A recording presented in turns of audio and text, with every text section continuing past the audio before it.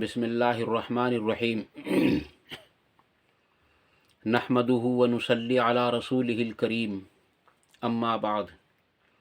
فاعوذ باللہ السمیع العلیم من الشیطان الرجیم بسم اللہ الرحمن الرحیم قال اللہ تبارک و تعالی فی کتاب الکریم ان اللہ وملائکتہ یصلون علی النبی یا ایہا الذین آمنوا صلوا علیہ وسلموا تسلیما اللہم صل علی محمد وعلی آل محمد کما صلیت علی ابراہیم وعلی آل ابراہیم انک حمید مجید اللہم بارک علی محمد وعلی آل محمد کما بارکت علی ابراہیم وعلی آل ابراہیم انک حمید مجید رب اشرح لی صدری ویسر لی امری واحلل عقدۃ من لسانی یفقہوا قولی ربنا آتنا من لدنک رحمۃ وہیئ لنا من امرنا رشدا ربنا آتنا فی الدنیا حسنۃ وفی الآخرۃ حسنۃ وقنا عذاب النار لا الہ الا انت سبحانک انی کنت من الظالمین لا حول ولا قوة الا باللہ العلی العظیم۔ اللہ تبارک و تعالیٰ نے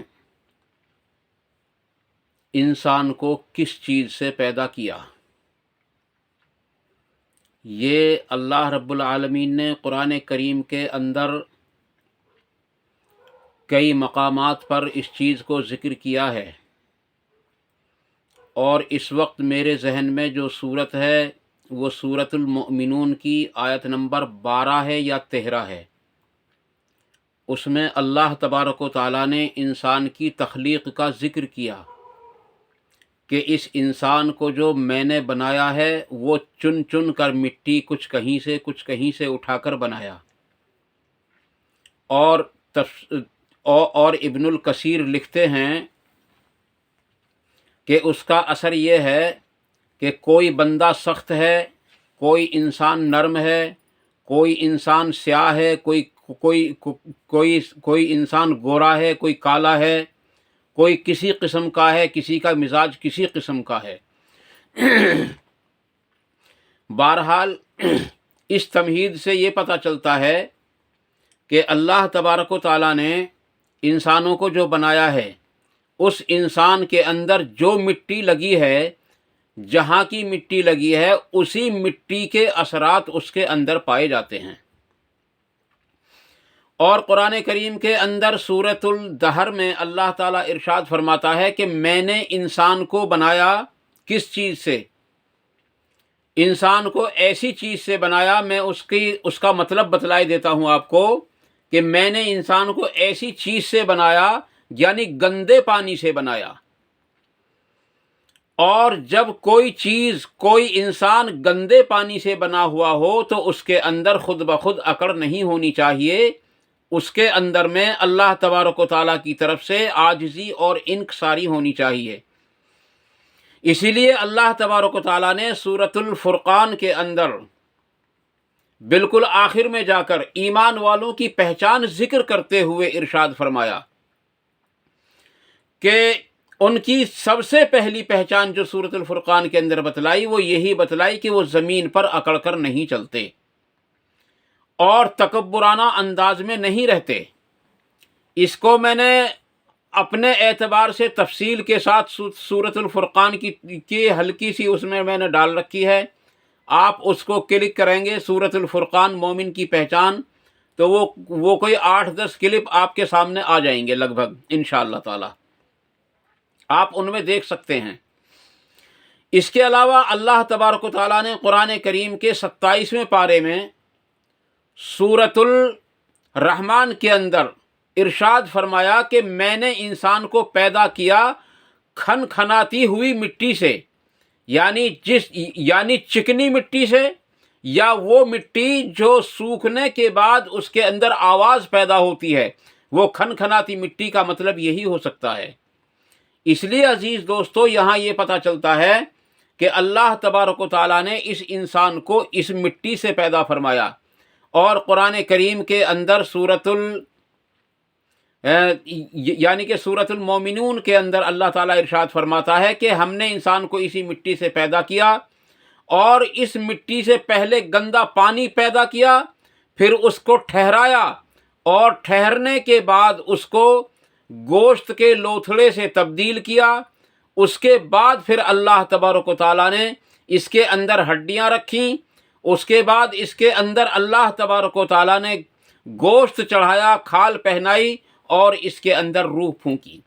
بہرحال میں نے جتنی چیزیں اس کے اندر آپ کو بتلائی ہیں وہ سورۃ الفرقان کے اندر، اگرچہ اس آیت کے اندر ان چیزوں کا ذکر نہیں ہے،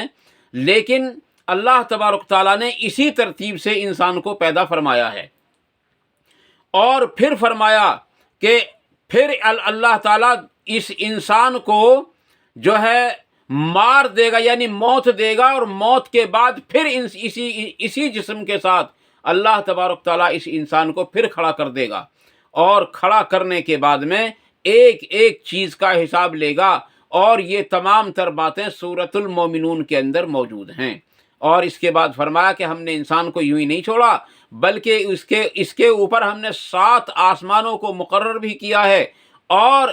پھر ایک چیز اور واضح رکھیں کہ اللہ تبارک و تعالیٰ نے اس انسان کو یوں ہی نہیں چھوڑا، بلکہ ہر انسان کے ساتھ 2 فرشتوں کو بھی لگا دیا ہے۔ حالانکہ اللہ تبارک تعالیٰ کو اس کی کوئی ضرورت نہیں تھی، لیکن اسباب کے طور پر 2 فرشتے انسان کے ساتھ رہتے ہیں، جو ایک فرشتہ اس کی نیکیاں لکھتا ہے، اور ایک فرشتہ اس کی برائیوں کو تحریر کرتا ہے۔ جب کوئی نیک کام کرتا ہے تو نیکی لکھنے والا فرشتہ اس کو جلدی سے لکھنے کی کوشش کرتا ہے، اور بہت جلدی اس کو لکھ دیتا ہے، اور جب کوئی برائی کا کام کرتا ہے نا، تو اللہ تبارک و تعالیٰ کے حکم سے وہ نیکی لکھنے والا فرشتہ اس کو روکتا ہے، اور کہتا ہے کہ بھائی ٹھہر جا، ہو سکتا ہے کہ یہ توبہ کر لے، یا ہو سکتا ہے کہ کوئی ایسا کام کر لے جس کی وجہ سے اللہ تعالیٰ اس کے اس گناہ کو معاف کر دے، اور اس کا گناہ نہ لکھا جائے، اور قیامت کے دن اس سے اس کا حساب نہ لیا جائے۔ اس کی تحقیق تو نہیں، لیکن بعض لوگ کہتے ہیں کہ اس کو اس اشنا میں 7 گھنٹے دیے جاتے ہیں۔ اگر 7 گھنٹے کے اندر وہ کوئی نیکی کر لے، یا وہ توبہ کر لے، تو اللہ تعالیٰ اس کے گناہ کو معاف فرما دیتا ہے، اور وہ پھر لکھا بھی نہیں جاتا۔ اور اللہ تبارک تعالیٰ نے سورۃ الفرقان کے آخر میں ارشاد فرمایا کہ جب گناہ گار توبہ کرتا ہے تو اس توبہ کی وجہ سے اللہ تعالیٰ اس کے گزشتہ گناہوں کو نیکیوں سے تبدیل فرما دیتا ہے۔ البتہ توبہ کیسی ہونی چاہیے؟ توبہ کے بارے میں نے کئی بار آپ کو بتلایا ہے کہ توبہ کی 3 شرطیں ہیں جو اللہ تبارک تعالیٰ نے قرآن کریم کے اندر جو ہے تمام بندوں کو متنبہ کرنے کے طور پر بتلا دی ہیں، اور فرمایا سب سے پہلی شرط دل میں شرمندہ ہو کر اللہ تبارک تعالیٰ سے معافی مانگے، دوسری شرط اپنی اصلاح کر لے، اور تیسری شرط اللہ تبارک تعالیٰ نے یہ بتلائی کہ جو ہے یعنی کہ اگر پبلکلی وہ گناہ ہوا ہے تو پبلک کو بتا دے، سب کے سامنے اس کو ظاہر کر دے کہ میں نے جو اب تک آپ کے سامنے کیا، یا میں نے جو اب تک آپ کے سامنے بتایا، وہ سب غلط تھا، اور صحیح یہ ہے۔ تو اللہ تبارک تعالیٰ فرماتا ہے کہ ہم پھر اس کی توبہ کو قبول کر لیتے ہیں، اس کو معاف کر دیتے ہیں۔ اس لیے عزیز دوستو، توبہ و استغفار کا اہتمام کرتے رہیں۔ حضرت آدم علیہ السلام نے سب سے پہلے توبہ کی، اور توبہ کے الفاظ تھے ربنا ظلمنا انفسنا وان لم تغفر لنا وترحمنا لنکونن من الخاسرین۔ اس کے بعد دیگر انبیاء علیہ السلام نے بھی توبائیں کی ہیں، بے شمار انبیاء نے توبہ کی ہے اللہ تبارک و تعالیٰ کے سامنے۔ میں سب کی توبہ کے الفاظوں کا تو ذکر نہیں کر سکتا، البتہ چند ایک پیغمبروں نے جو توبہ میں یعنی استغفار کے جو الفاظ ہیں وہ میں آپ کو بتلائی دیتا ہوں۔ قرآن کریم کے اندر وہ حضرت یونس علیہ السلام کی توبہ کے الفاظ موجود ہیں، اور اللہ تبارک و تعالیٰ نے ان کے بارے میں فرمایا کہ انہوں نے لا الہ الا انت سبحانک انی کنت من الظالمین پڑھا،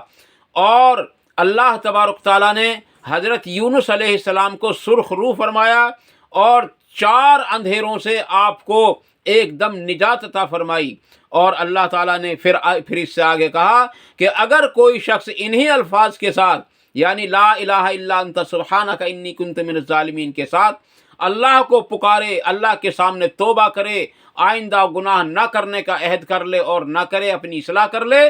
تو ہم اسی طریقے سے جیسے یونس علیہ السلام کو سرخ روح فرمایا تھا، اسی طریقے سے ہم اس کو بھی سرخ روح فرمائیں گے۔ اس کے علاوہ نبی اکرم صلی اللہ علیہ وسلم نے بھی توبہ کے الفاظ کو چنا ہے، اور آپ فرمایا کرتے تھے استغفر اللہ الذی لا الہ الا هو الحی القیوم واتوب الیہ۔ بہرحال عزیز دوستو، بات چل رہی تھی انسان کی پیدائش کی، تو اللہ تبارک و تعالیٰ نے سورۃ الاقراء جو قرآن کریم کے نزول کا سب سے پہلا حصہ ہے، جن آیات کو اللہ تبارک و تعالیٰ نے تمام قرآن کو نازل کرنے سے سب سے پہلے نازل فرمایا، وہ اس کے اندر بھی اللہ تبارک تعالیٰ نے ارشاد فرمایا کہ انسان کو بنایا ہم نے لہو کی پھٹکی سے۔ پھر آدمی کے اندر عقل پیدا ہو تو کس چیز کے اوپر ہوتی ہے؟ پھر عزیز دوستو، آدمی کس طرح کا ہے کہ لہو کی پھٹکی سے پیدا ہے، اس کے اندر میں جو خون دوڑ رہا ہے وہ کس طرح کا ہے آپ جانتے ہیں، اس کے پیٹ میں جو پاخانہ اور پیشاب بھرا ہوا ہے آپ جانتے ہیں کہ وہ کیسا ہے، آپ کو خوب معلوم ہے، اور اس کے منہ کے اندر جو چیز موجود ہے وہ آپ جانتے ہیں کہ اس سے دوسرے لوگوں کو کتنی گھن آتی ہے، لیکن اس کے باوجود بھی انسان اکڑے۔ عزیز دوستو، اللہ تبارک تعالیٰ کو ہرگز یہ بات پسند نہیں ہے۔ اور پھر ایک اور مزے کی بات، اللہ نے انسان کو کس چیز سے پیدا کیا؟ کیسی کیسی چیزیں لگائی ہیں، گندا پانی، گندا خون، وہ پانی جس کا نام لینا بھی ماں باپ پسند نہیں کرتے، اس کے باوجود اللہ تبارک تعالیٰ نے قرآن کریم کے اندر 4 قسم ایک ساتھ اٹھائیں، 3 قسم، 4 نہیں 3، والتین والزیتون وطور سینین وہذا البلد الامین۔ 3 نہیں ہے، 4 ہی قسمیں ہیں، پڑھنے سے پتہ چلا۔ تو عزیز دوستو، 4 قسم ایک ساتھ اٹھائیں اللہ تبارک تعالیٰ نے، فرمایا قسم ہے زیتون کی، اور قسم ہے انجیر کی، اور قسم ہے طور سینا کی، اور قسم ہے اے محمد صلی اللہ علیہ وسلم تیرے شہر مکہ معظمہ کی۔ یہ 4 قسمیں اٹھا کر کیا فرمایا؟ لقد خلقنا الانسان فی احسن تقویم۔ یہ 4 قسمیں کھا کر اللہ تبارک و تعالیٰ نے تمام انسانوں کو، تمام فرشتوں کو، تمام جناتوں کو، تمام حیوانوں کو یہ بات ثابت کر دکھائی کہ میں نے سب سے احسن، سب سے اچھا، سب سے بہترین، سب سے پیارا جو بنایا ہے وہ انسان کو بنایا ہے۔ لیکن عزیز دوستو، واضح رہے کہ یہ پیارا اور محبوب کب ہے؟ جب یہ اپنے مقصد پر لگا رہے، کیونکہ اللہ تعالیٰ نے قرآن کریم کے اندر ارشاد فرمایا کہ میں نے جن اور انسان کو صرف اور صرف اپنی عبادت کے لیے پیدا کیا ہے۔ میں نے جن اور انسان کو صرف اپنی عبادت کے لیے پیدا کیا ہے۔ اس سے آگے اللہ تعالیٰ ارشاد فرماتا ہے کہ جس روزی کے پیچھے تم بھاگ رہے ہو وہ روزی تو آپ کو ہم دیں گے، روزی تو آپ کو ہم دیں گے۔ تو عزیز دوستو، پتہ یہ چلا کہ جب تک انسان اپنے مقصد پر، جس مقصد کے لیے اللہ نے اس کو پیدا کیا ہے، اس مقصد پر لگا رہتا ہے تو اللہ تبارک و تعالیٰ کے نزدیک سب سے زیادہ محبوب اور سب سے زیادہ پیارا یہی ہے۔ اور جب یہ اپنے مقصد سے ہٹ جاتا ہے، یعنی اللہ کی عبادت نہیں کرتا، نبی صلی اللہ علیہ وسلم کی اطاعت نہیں کرتا، تو عزیز دوستو پھر کیا ہوتا ہے کہ اس سے برا اور کوئی نہیں ہے، کیونکہ جہنم کو اللہ تبارک تعالیٰ نے اسی انسان کے لیے پیدا فرمایا۔ اور قرآن کریم کے 30ویں پارے میں سورۃ النبا کے آخر میں اگر آپ جا کر کے دیکھیں تو آپ کی سمجھ میں آ جائے گا کہ انسان کتنا برا ہے، کہ قیامت کے روز جب تمام جانوروں سے حساب لے لیا جائے گا اور ان کو خاک کر دیا جائے گا، تو جو لوگ اللہ کی عبادت نہیں کرتے، نبی کی اطاعت نہیں کرتے، ان کے احکاموں کو ٹھکراتے ہیں اور اپنے عیش و عشائش کی زندگی کو گزارتے ہیں، ان کے بارے میں کیا فرمایا کہ وہ کہیں گے کاش ہم بھی اسی طرح کے کوئی جانور ہوتے تو ہمیں بھی آج جہنم کا منہ دیکھنا نہ پڑتا۔ تو عزیز دوستو، پتہ یہ چلا کہ جب یہ انسان اللہ کی اطاعت سے، اللہ کی عبادت سے منہ موڑتا ہے اور نبی اکرم صلی اللہ علیہ وسلم کے یا اپنے زمانوں کے پیغمبروں سے منہ موڑتا ہے، تو پھر کیا ہوتا ہے کہ اس سے برا مخلوق کے اندر کوئی نہیں ہے۔ اس لیے عزیز دوستو، ہم سب کو چاہیے کہ ہم اپنی تخلیق پر دھیان کریں کہ ہمیں اللہ نے کس چیز سے پیدا کیا اور اس کا کتنا بڑا فضل اور کتنا بڑا کرم ہوا کہ اس نے پھر سب سے احسن اسی انسان کو قرار دیا۔ تو اس کے احسان کو مانتے ہوئے اس کی جو ہے اطاعت کرتے رہیں، اسی کی عبادت کرتے رہیں اور قرآن اور حدیث کو اپنی زندگی میں فالو کریں اور قرآن اور حدیث کی کوئی تعویل نہ کریں، بلکہ حرف بحرف جس طریقے سے یہ نازل کیا گیا ہے اسی طریقے سے اس پر عمل کرتے رہیں۔ اسی میں ہماری کامیابی ہے۔ اللہ تعالیٰ مجھے اور آپ کو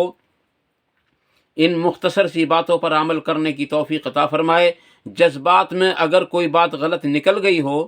تو میں آپ لوگوں سے بھی اس کا جو ہے معذرت خواہ ہوں، اور اللہ تبارک تعالیٰ سے بھی دعا کرتا ہوں کہ اللہ تعالیٰ اس کو ہمارے دلوں سے نکال دے، بھلا دے، اور جو حق بات نکلی ہوں اللہ تعالیٰ ہم سب کو کے دلوں میں اس کو راسخ فرمائے، اس پر عمل کرنا آسان فرمائے اور اس پر عمل کرنے کی توفیق عطا فرمائے اور اس پر عمل کرنے کے موقع بھی عطا فرمائے۔ وآخر دعوانا ان الحمد للہ رب العالمین۔ سبحان ربک رب العزت عما یصفون وسلام علی المرسلین والحمد للہ رب العالمین۔